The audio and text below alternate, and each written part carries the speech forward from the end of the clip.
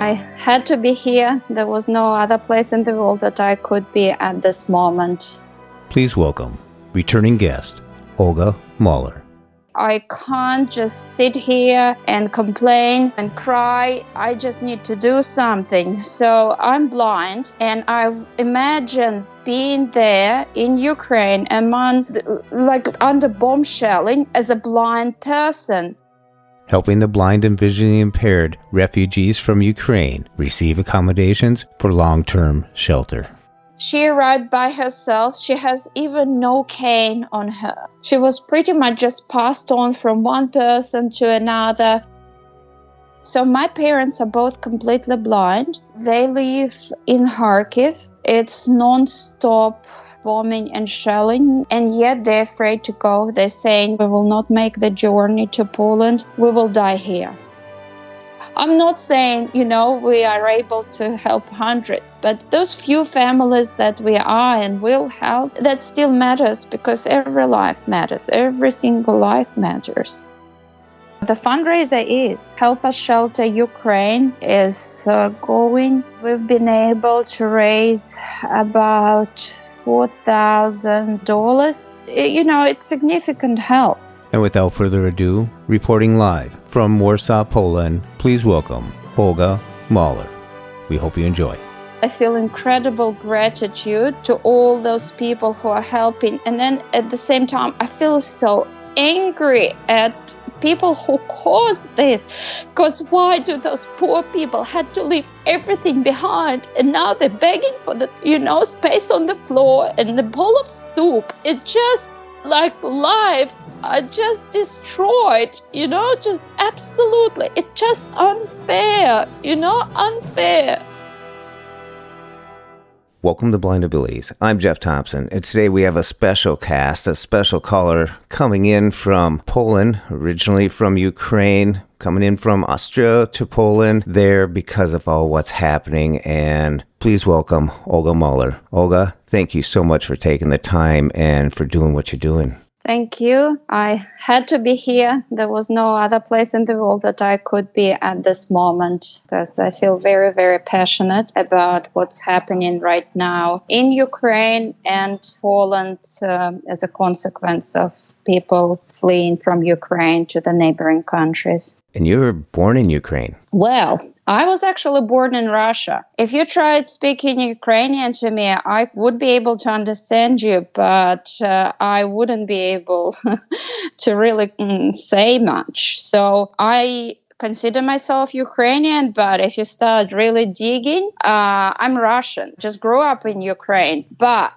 all those rumors about, conflict among Russian-speaking, Ukrainian-speaking groups in Ukraine is rubbish. It's not true. I lived most of my life in Ukraine as a Russian-speaking, as a person who is originally from Russia, both my parents as well. Never ever I had any issues, nowhere. So it's all lies and made up stories. So yes, I was born in Russia, grew up in Ukraine, and I went to the boarding school for the blind in Kharkiv. And today, unfortunately, the boarding school is destroyed, just like most of my Kharkiv city where I grew up, where my first son was born. It's very sad. Oh, I bet. And you jumped on a plane and flew to Poland to help out.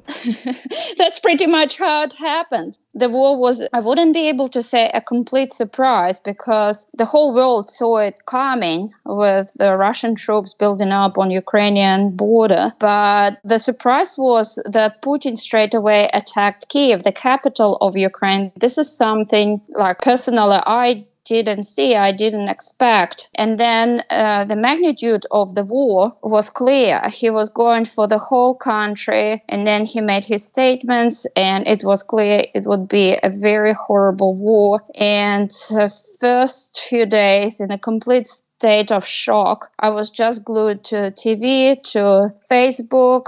I have a lot of friends, family in Ukraine, and I just was looking at their posts on Facebook, and I couldn't believe, like just innocent civilians already then from at the beginning were targeted, so I was so sad. And then one morning I turned on the news. I was crying as usual, and then it just hit me. I can't stay away. I can't just sit here and complain and cry. I just need to do something. So I'm blind, and I imagine being there in Ukraine under bomb shelling as a blind person. Imagine people running to a safe place, but what do you do in the noise, in the chaos? As a blind person, you are going to be definitely more likely to get injured. Plus getting supplies when everything is in shortage, huge lines. Everyone is for themselves. It's a crisis,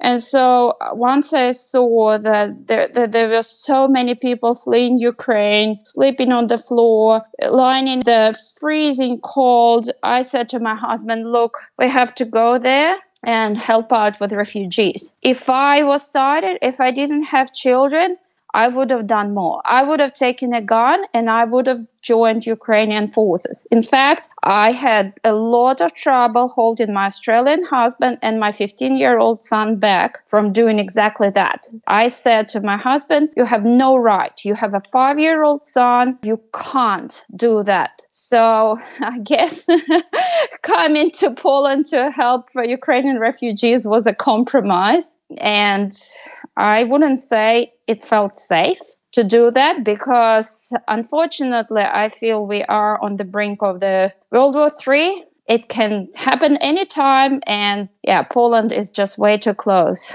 to Ukraine, like potentially providing airplanes or not. I don't know. I'm not really following politics because here I'm for humanitarian reasons. Yes, coming to Poland was as safe as we could agree on, that we can still help and feel like we are not doing something ridiculous. What was it like dropping into Poland? What was the atmosphere like? It's really overwhelming, full with people everywhere. People sleep on the floor in the railway stations. People have nowhere to go. There are people with luggage, kids, everywhere. The trains are so full. Like everything is just absolutely like bursting with people. There are lots of stations for refugees, Polish people. I knew they were amazing people from my previous experiences growing up as a blind person in a boarding school. We received a lot of aid from them then. But now I see, oh my goodness, this is just incredible. They opened their homes. There are a lot of stations for refugees where they can get food, drinks, medication, lots of stuff for animals, people bringing animals. That's another thing that I noticed, cats and dogs in those special carry bags for animals everywhere. People didn't want to leave their animals behind. Accommodation is very scarce. Even if you're prepared to pay, it's simply not there. Like, we're really struggling accommodating people, because that's mainly what we are doing. We're renting accommodation and helping blind people. So we meet them at railway station or wherever they arrive to, and take them to temporary accommodation and help them to find a long-term solution. Mainly it's going to another country like Germany or Sweden. And that was another miracle that happened to us in terms of finding the plan of actually what we would be doing here. Back in Australia, when we made the decision, booked the tickets, we actually had no plan, absolutely no plan. We knew that we could help. We sold some gold that we had for a gloomy day. We figured that's the gloomy day. So we sold gold and took money with us and thought, well, we will do what needs to be done, whether it's cooking soup and distributing it to refugees or whatever. The very first day when we arrived, obviously we were very jet lagged, so sleeping was very difficult. So 3 a.m. my husband says, okay, well, I need to work on my business, make phone calls, do some emails. I'll go to the business center downstairs in the hotel where we were staying, and I'll work from there, so I'm not in the room in case Michael, our 5-year-old son who came with us, would want to take a nap or whatever. So, and then we did fall asleep with Michael finally. And then Anthony comes and drags me out of bed and said, go, go, go quickly downstairs. I was like, what? Luckily, we could leave Michael sleeping in the room because given the conditions you would imagine, there was already a refugee lady sleeping with us in the room with 2 of her cats. She was mom of a friend. And so it just happened that she came, she was sitting there and crying. And we were like, of course, we can take you in. So it was just a very unrealistic coincidence that she was there, very, very, helpless, and we took her in. But it was very good for us because she helped us to babysit Michael while we went downstairs and met. As it turned out, that's what Anthony wanted me to do, to meet with some Swedish people. They are a non-government organization who bring buses of humanitarian aid for Ukraine, and then they take those buses full of people. I think it's 47 people fits in the bus. Mm-hmm. And they take them to Sweden. And they said that Ukrainians actually don't know much about Sweden. Yes, Germany, yes, France, but Sweden, where is that? What is that? So far, so cold. And they were like, we actually struggle with communication. We have volunteers, but sometimes it's just overwhelming. And I'm like, well, that's something that we can definitely help with information and finding people who would really appreciate the shelter of Sweden, because Sweden is offering all the social benefits to refugees from Ukraine as they do to Swedish people in the same circumstances. So all the health benefits, schooling, payments, everything. And they even sort of build in quickly some accommodation for Ukrainian refugees. And obviously the fact that this organization is providing transport, helping them register with immigration, putting them in temporary hotel, feeding them, it's awesome. Just like that, our plan, our mission in Poland evolved. We help blind people from Ukraine with temporary accommodation and help them register with a Swedish organization if they want to, and send them off for a better life, in Sweden. And that's how our relationship evolved. The organization is called Demand for Action, and we've been there every single day bringing blind people and helping them accommodation with meals, registering animals, because obviously Sweden wants pets meet all the requirements of the European Union. We've been flat out, but once we met those people, we had a clear plan, and we were so happy that we could provide not only, temporary relief, but actually long-term plan and life-changing things for people in need. How did you meet up with the blind people coming from Ukraine? You had connections? I have a lot of friends in Ukraine who are blind because I graduated from the boarding school for the blind. In Ukraine, blind children don't really go to regular schools. They still go to separate boarding schools. So I have so many friends, blind friends, because I went to the boarding school for the blind. Of course, people share your posts on Facebook, and my phone doesn't stop ringing. In fact, it's something that I do more than anything else, is coordinating, giving information, things like that as well, translating. Polish is kind of similar to Ukrainian, but not exactly. Some people speak English, some people speak only Russian. It's very handy actually to speak several languages in this situation when you're trying to help What is it like when you first meet up with someone that just made it across the border? What is their condition? What's their state of mind?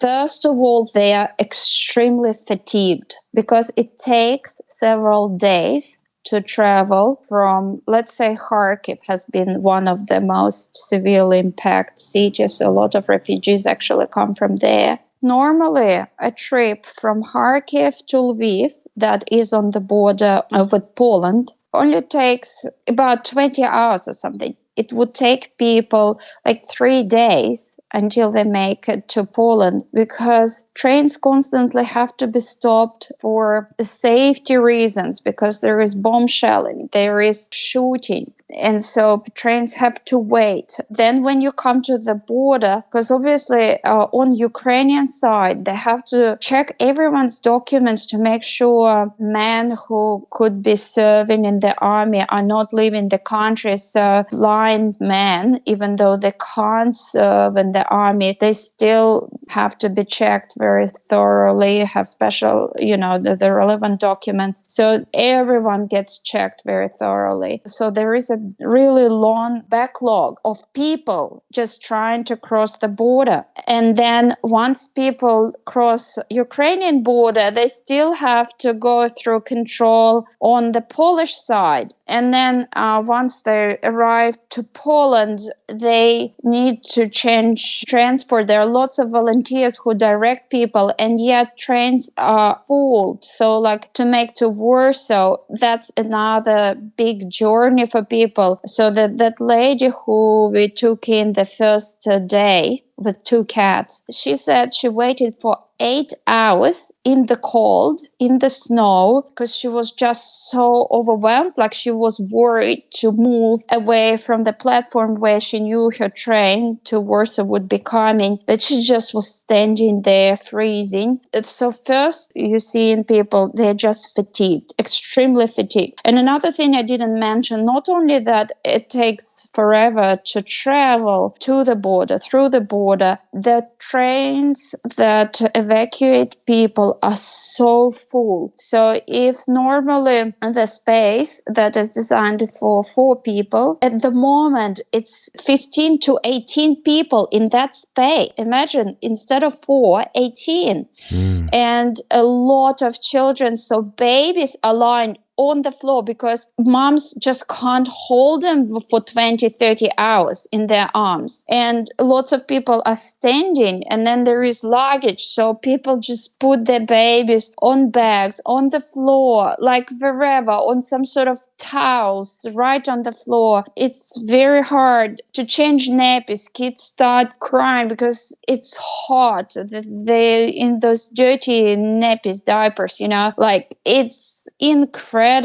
And then obviously, like food, water, all of that is an issue eventually because they're traveling so long. I had a phone call from a mom who is traveling with her 3-year-old for days now. They're constantly getting stopped because the situation is getting a lot more intense, even in the Western Ukraine now. And her 3-year-old for 9 days, so initially they were from Kiev, so they were in the bomb, hiding from bombs like in a cellar, and then taking trains. So for 9 days, her 3-year-old had temperature of 40 degrees Celsius. I'm sorry, I can't convert it into Fahrenheit, but I'm telling you, it's extremely, extremely high. She had no medication whatsoever, no Panadol, nothing. So she said she was just using vinegar and water, trying to help the child to feel a bit better. So like I said to her, look, once you make it here, we will look after you. And she said, all I want is just to feel safe. I said, look, if you're interested in Sweden, we definitely can help you to get there. And she started asking sort of like where she would stay. I said, well, don't worry, even if we couldn't accommodate you for whatever reason, Swedish people offer like sleeping bags in the conference hall that they're renting. So like they can provide you at least with sleeping bags. She was like, that's fine. So people are happy to sleep in conference hall on the floor with children, with whatever they have in the sleeping bag, and they say it's great. And it is wonderful that all that help is being provided, and my heart is constantly feeling ripped in two. Yes, I feel incredible gratitude to all those people who are helping, and then at the same time I feel so angry at people who caused this, because why do those poor people had to leave everything behind, and now they're begging for the space on the floor and the bowl of soup? It just like life are just destroyed, just absolutely. It's just unfair, unfair. Oh my gosh, I can't. It's hard to imagine, and people we're all riveted to the television and the stories coming out of there, and what we can do or something. And here you've actually picked up, made it work, got there to help, and seeing this, that really must be something to see all the people that are helping. Yesterday, we picked up a blind girl. She arrived by herself. She has even no cane on her. She has no cane skills. She was pretty much just passed on from one person to another. Miraculously, she made it to us, because now people kind of know that we're here. We're helping blind people. And so we looked after her for some time and talked to her where she was hoping to end up. And she said, well, she was actually hoping to stay in some kind of like blind school here, because she didn't know anyone. She didn't have anything, and she didn't have many life skills, independent skills as a blind person. So I started talking to her. She can't make a meal. So I had to unpack her things to find her change of clothes.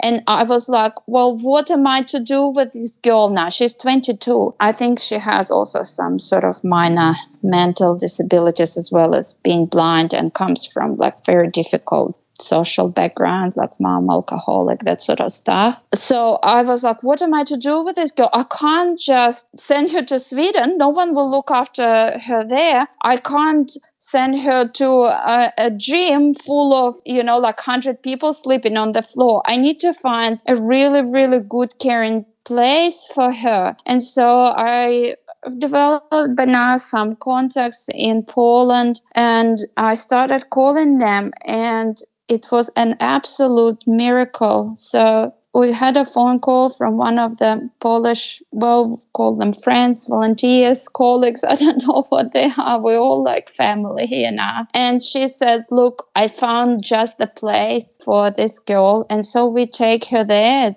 It was about 30 minutes from Warsaw, and we arrived. And it's a center for the blind. It was run by a Catholic church. Some nuns were there. And I start talking to one of the nuns, and I go, when she named herself, I was like, wait a minute, we're teaching knitting in the boarding school for the blind in Kharkiv. She's like, yes, your face is familiar. And I just burst into tears. And this girl was so excited as well, because that nun was teaching her, even though we have 15 years difference. She was all the time teaching blind kids in the Kharkiv school knitting. And she happened to be right there for that poor girl. It was so comforting, like it was a miracle. She was welcomed there. She has her own room. There is forest around. She will be so well looked after. It was an absolute miracle. And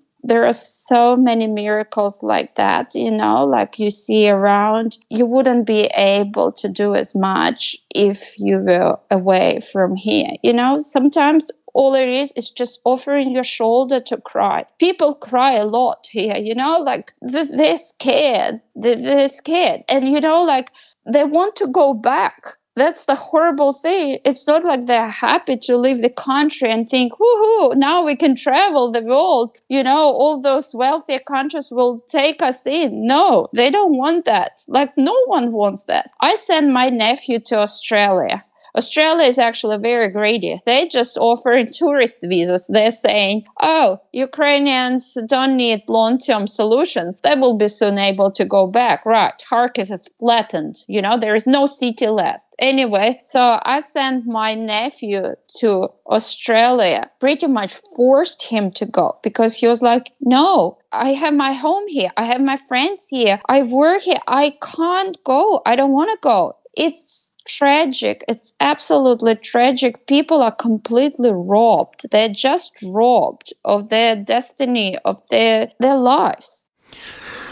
Wow, that's quite the experience that you're getting. And to think that you went there not knowing what you're going to do, how you're going to help, and look at what you've been doing and making this connection for the blind coming out of Ukraine and finding arrangements for them to make that next step, even though they want to go back. But like you said, back to what? Absolutely. So what you're doing is just, I thank you for everyone. You had a GoFundMe started up, and that's how I caught on to what you were going to do. And I was wondering, you're from Ukraine, and this really hit home, and your parents are there still in Ukraine. Yes, they are. So my parents are both completely blind. They're 74. They live in Kharkiv, sort of on outskirts of Kharkiv. It's non-stop bombing and shelling, like right there.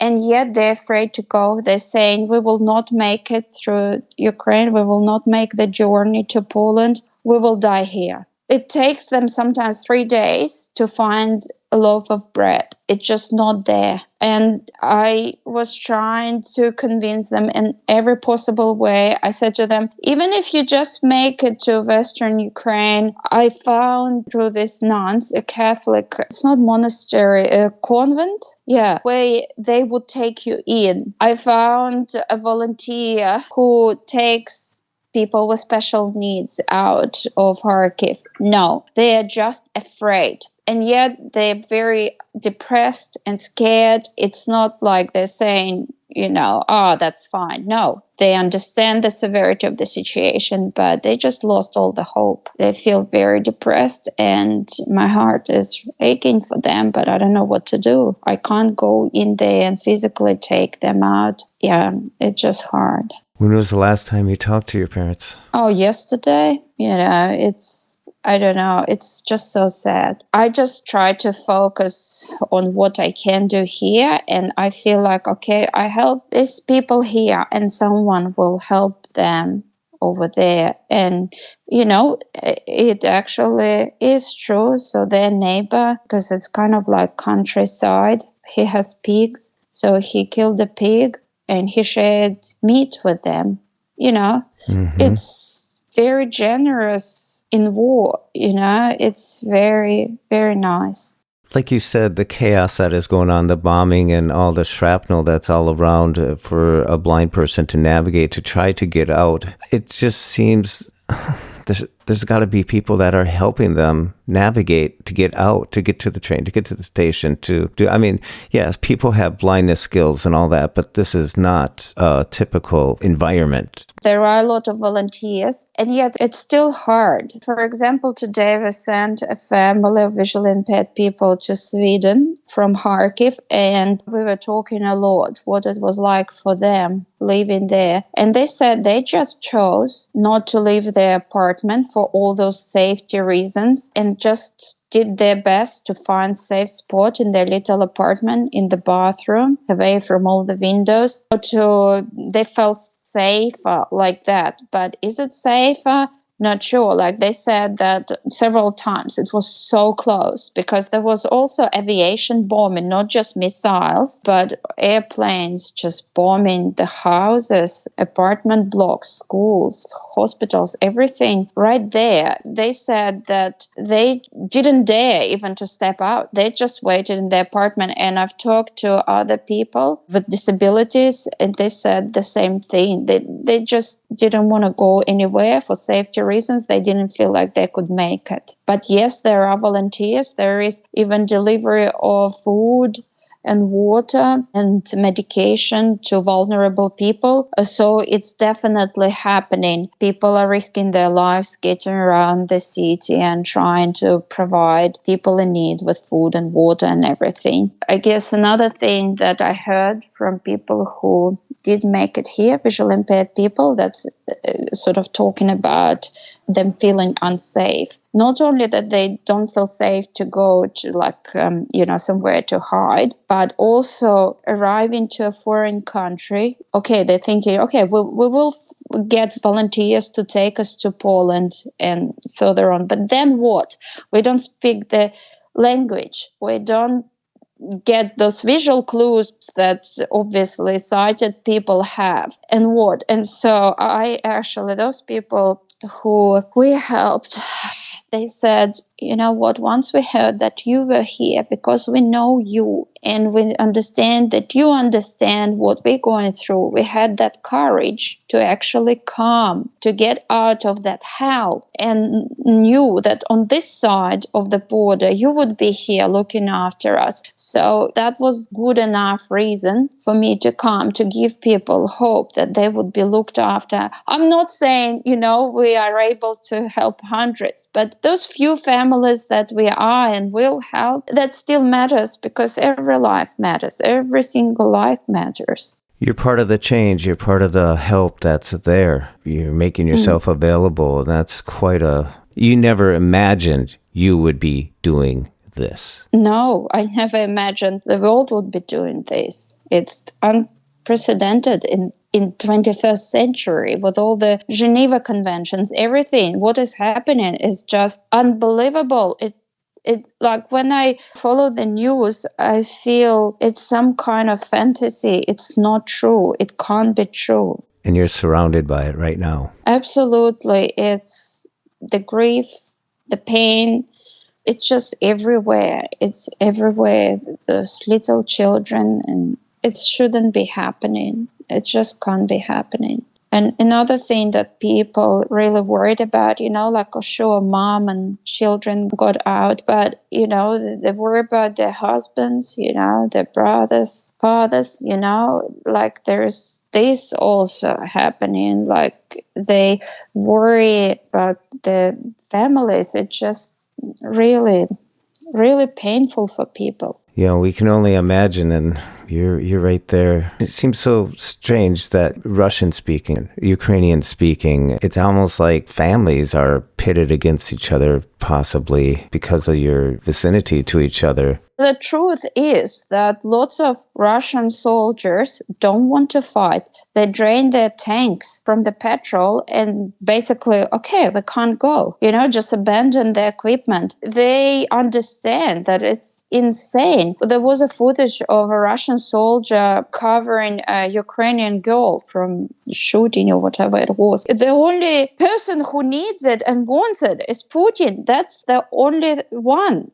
Russian people, mothers, I feel just as sorry for those Russian soldiers as I feel for Ukrainians. It may sound ridiculous, but they're forced to do it. Look, my 15-year-old as a career already several years ago chose army. He said, I want to go in infantry and that's my career. I want to serve in the Australian army. And I understand from the point of view of the mother of a child who will serve in the army that once you pledge to your country, to the army, you are not free. You can't disobey. You are told what to do. And it's just, I feel just as sorry. I understand they can just say, okay, kill me. I'm not doing it. And they will be killed. They will be killed. There's thousands and thousands of people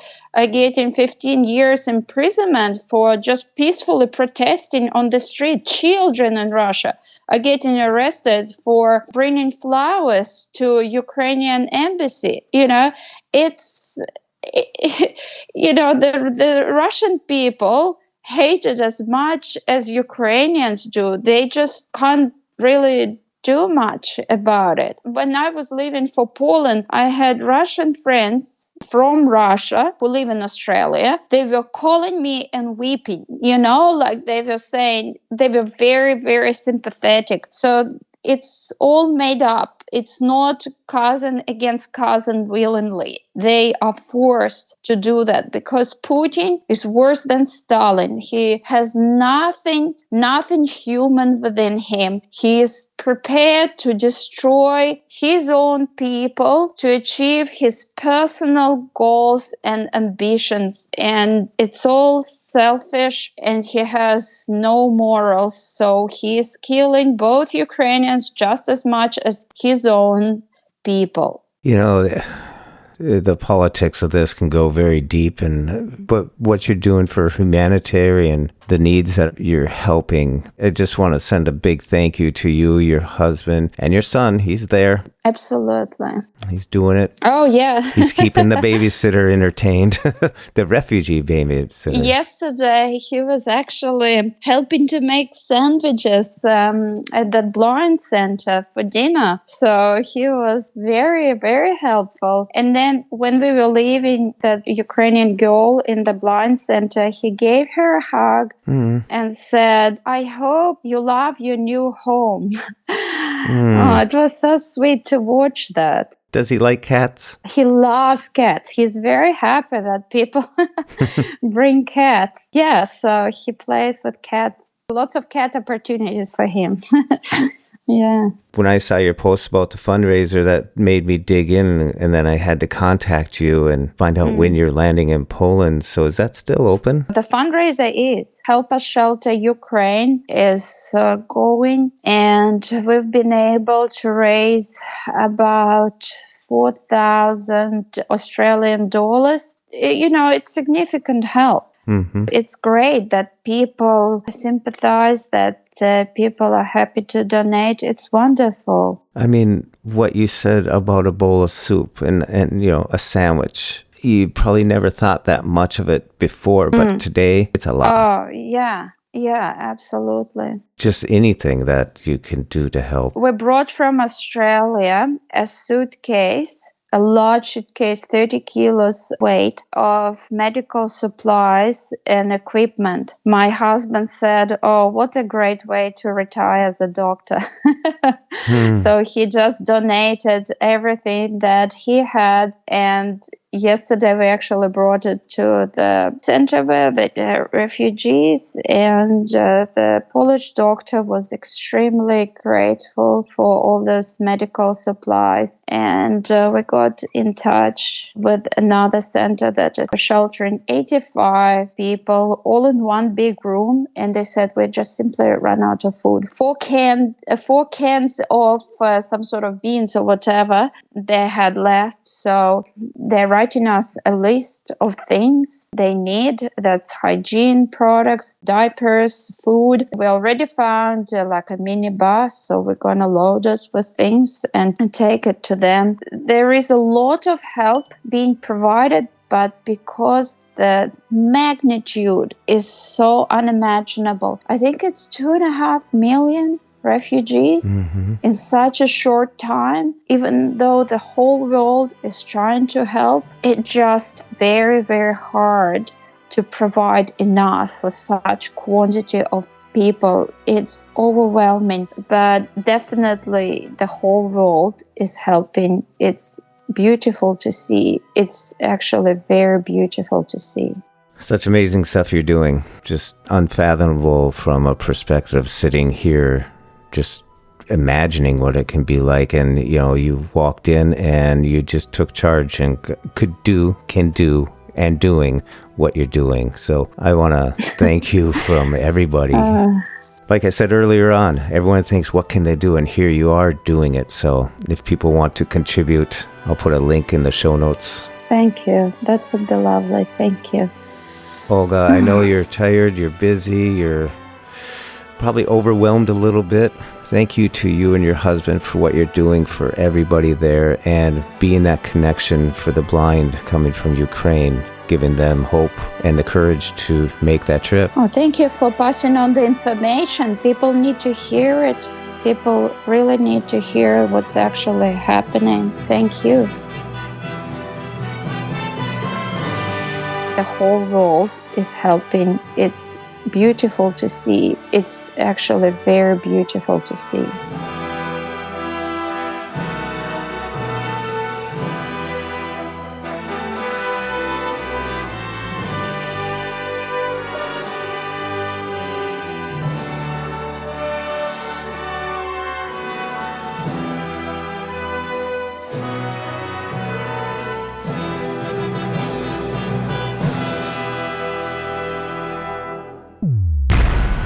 When we share what we see through each other's eyes, we can then begin to bridge the gap between the limited expectations and the realities of blind abilities. The realities of blind abilities. For more podcasts with a blindness perspective, check us out on the web at www.blindabilities.com, on Twitter at blindabilities. Download our app from the App Store, blindabilities, that's 2 words, or send us an email at info@blindabilities.com. Thanks for listening.